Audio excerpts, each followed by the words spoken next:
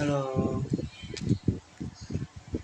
perkenalkan nama saya Nateli Gulo, Prodi S1 Ilmu Keolahragaan Universitas Waluyo. Saya akan mempresentasikan tugas saya tentang makul agama, yaitu membuat renungan perikopa yang diambil dari kitab Nahum bab 1 ayat 1 sampai 8.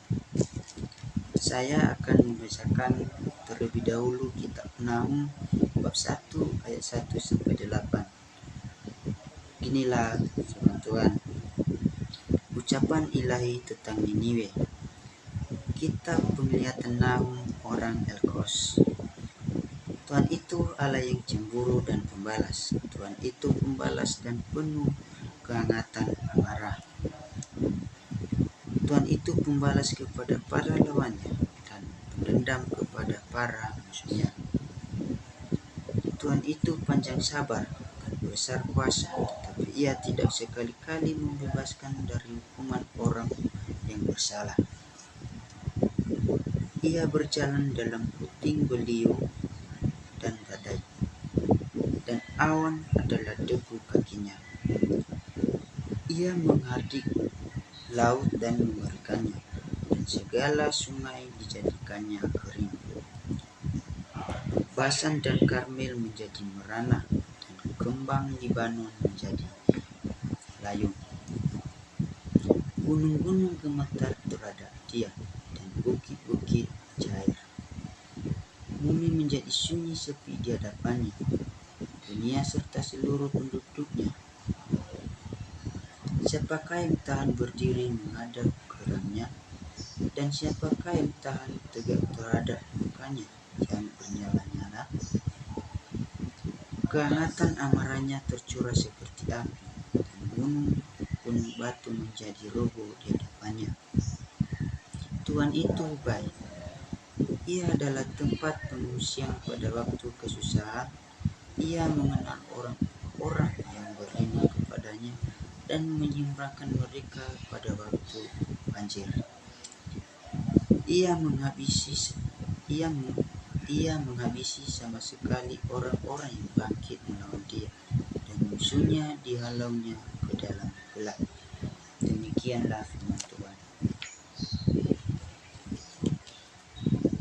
Baik teman-teman, renungan yang saya dapat dari kitab Nahum ini 1 ayat 1 sampai 8 adalah di dalam perikopa ini menggambarkan dan dijelaskan betapa besar kebaikan Allah dan kemarahan Allah yang bisa terjadi kepada ciptaannya kapan saja. Baik teman-teman, kita tahu dulu bahwa Tuhan itu membenci penindasan dan tidak menyukai yang namanya kejahatan. Teman-teman semua yang dikasihi oleh Tuhan, kita tahu bahwa hidup kita di dunia ini dipenuhi dengan kuasa-kuasa jahat. Hidup kita tidak lagi aman, nyaman, dan bahagia, karena hidup kita dipenuhi dengan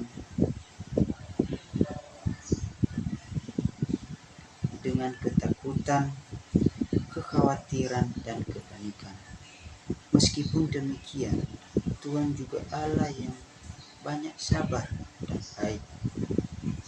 Kebaikannya tidak akan ada batasnya. Kebaikannya terus-menerus kepada setiap orang yang percaya kepadanya, tanpa memperhitungkan perilaku dan perbuatan kita sebagai manusia. Kesalahan, perbuatan, dosa kita yang telah kita perbuat tidak pernah mempengaruhi kebaikan Allah kepada kita. Sejahat apapun kita, Tuhan selalu memberi kesempatan untuk kita bertobat dan kembali ke jalan yang benar. Inilah tugas renungan saya.